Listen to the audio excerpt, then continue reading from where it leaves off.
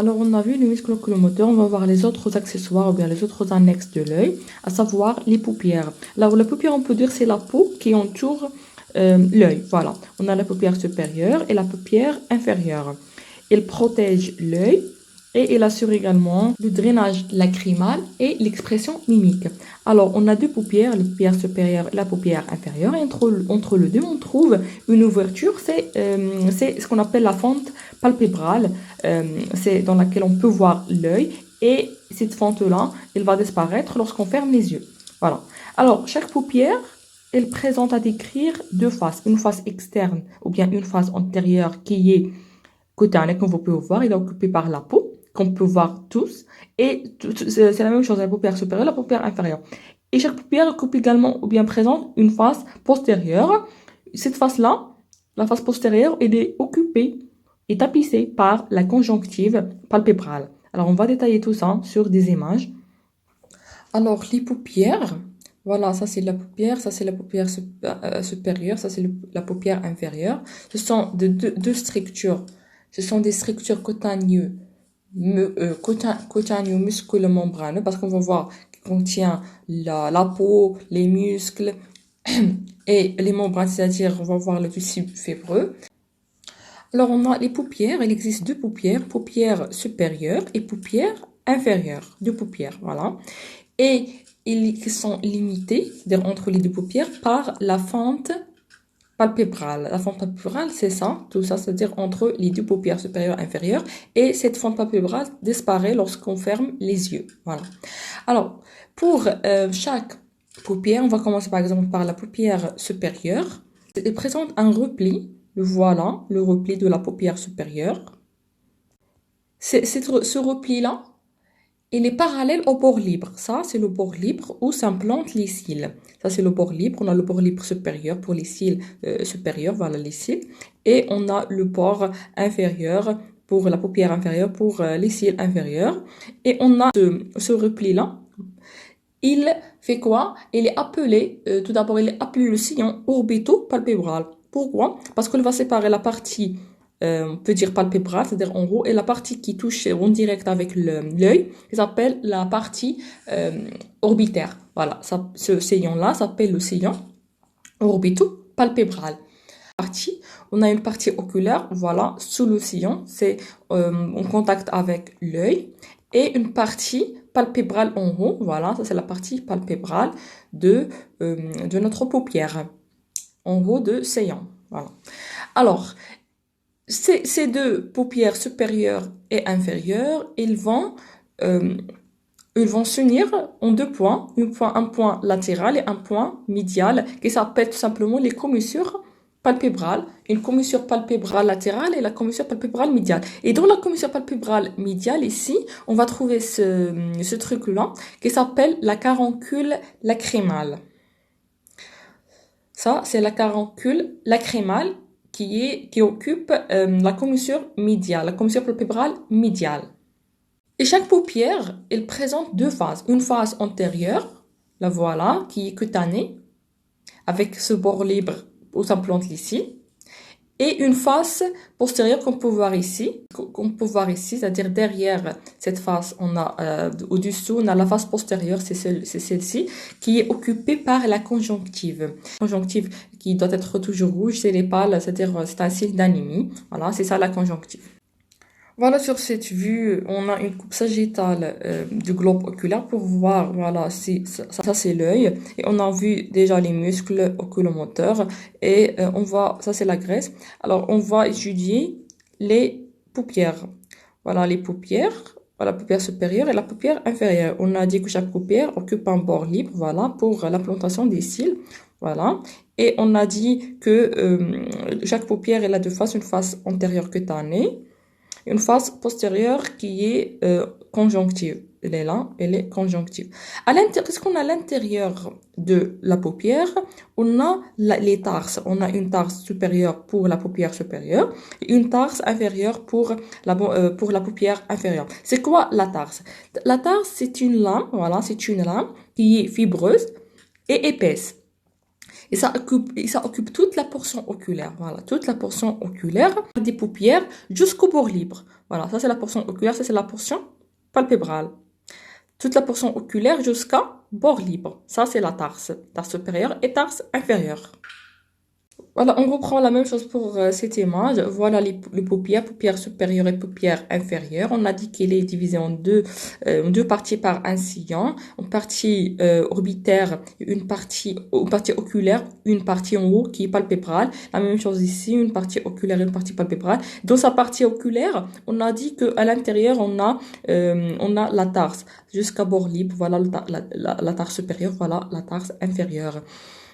Sur cette coupe frontale, on a enlevé tout simplement la peau pour voir ce qu'on a à l'intérieur. Alors, on a la peau et on a normalement le muscle orbiculaire de l'œil. Puis, on va passer ce qu'on a sous chaque paupière, c'est les tarses. Voilà, la tarse supérieure, tarse inférieure. Ça, c'est la fente palpébrale. On a dit que entre les deux paupières supérieures et inférieures, on a la fente palpébrale.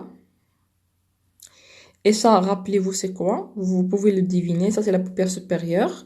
Ça, c'est tout simplement le muscle orbiculaire, le muscle élévateur de la paupière supérieure qui se continue sur la tarse supérieure. On a vu son origine qui est sur l'anodosine. Voilà, ça, c'est le muscle élévateur de la paupière supérieure. D'avant en arrière, on a vu les tarses et on a également ça c'est la conjonctive, on va l'étudier. Ça c'est la conjonctive parce que on a dit la partie postérieure ou bien la face postérieure de là ça c'est l'appareil lacrymal, on va l'étudier dans notre temps. Sinon ça c'est la graisse ou bien le corps adipeux orbitaire qui protège, on a dit, l'œil. Alors derrière la conjonctive, on va trouver l'œil proprement dit ou bien le bulbe oculaire. Voilà la paupière, c'est cette région-là qui entoure l'œil. Voilà, paupière supérieure et paupière inférieure. Il est occupé par, bien entendu, on a la peau. On va l'enlever. Pour voir ce qu'on a juste sous la peau, on a le muscle orbiculaire de l'œil qui occupe la paupière supérieure et la paupière inférieure. On va l'enlever. Pour voir à l'intérieur, on a le muscle releveur. Voilà, c'est ça, le muscle releveur ou bien élévateur de la paupière supérieure. On va voir son origine. Voilà, l'origine, c'est comme pour les muscles droits, le moteur, c'est l'anodosine. Alors, pour ici, on peut pas voir les structures, toutes les structures, les tarses, etc. Mais on va juste... On va prendre cette coupe sagittale pour voir à peu près les paupières supérieures et inférieures. Ça, c'est le muscle orbiculaire de l'œil. Voilà, on va l'atténuer pour voir ce qu'on a derrière lui. On trouve quoi? On trouve le muscle élévateur de la paupière supérieure ou bien releveur de la paupière supérieure. Le voilà. Elle est au-dessus du muscle droit, supérieur droit. Il a la même origine que tous les muscles droits oculomoteurs, c'est l'anodosine. Et il va se terminer normalement sur la paupière supérieure, de la paupière juste là. Voilà. Alors normalement, là, on va trouver la tarse supérieure ici et la tarse inférieure là. Voilà. La même chose ici. Sur cette coupe, on peut voir le muscle releveur de la paupière supérieure. Voilà, c'est juste un rappel pour la paupière, pour les muscles oculomoteurs. Le voilà. Ça, c'est oblique inférieur, ça, c'est oblique supérieur. Et sur cette coupe transversale ou bien horizontale, on peut voir le muscle orbiculaire de l'œil. C'est le muscle le plus superficiel pour la face.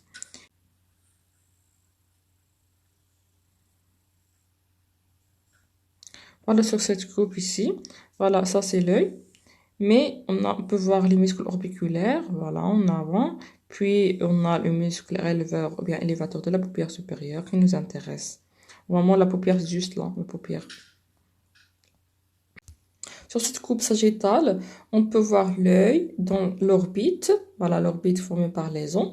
On a les muscles oculomoteurs qu'on a déjà vus. Ici, on va se concentrer sur les paupières. Voilà la paupière supérieure et voilà la paupière inférieure. Alors, on a dit que chaque paupière, elle a deux faces. Une face antérieure qui est cutanée, c'est-à-dire occupée par la peau. Voilà. Et dans cette face-là, on trouve juste... elle est occupée également, puisque c'est superficiel, occupée par le muscle orbiculaire de l'œil. Ça, c'est le muscle orbiculaire. Le muscle orbiculaire qui est superficiel et qui occupe la paupière supérieure, la paupière inférieure qui entoure l'œil. Voilà. Et juste au-dessus de ce muscle, juste derrière ce muscle, on trouve le muscle releveur ou bien élévateur de la paupière supérieure. Le voilà. Et toujours sur cette coupe sagittale, on a dit que chaque paupière, on a deux faces. On a parlé de la face antérieure, on va parler de la face postérieure. La face postérieure, on a dit quoi? On a dit qu'il est en contact ou bien il est recouverte par la conjonctive. On a la conjonctive palpébrale pour la paupière. Voilà, la conjonctive palpébrale supérieure, la conjonctive palpébrale inférieure. C'est une partie qui tapisse l'œil et la paupière en même temps. Voilà, ça c'est les conjonctives. Alors que là, on va trouver la conjonctive oculaire. Alors, on va étudier ça dans le chapitre des conjonctifs. Ça, juste pour la face postérieure. Et on a dit également que les paupières à l'intérieur, on va trouver quoi?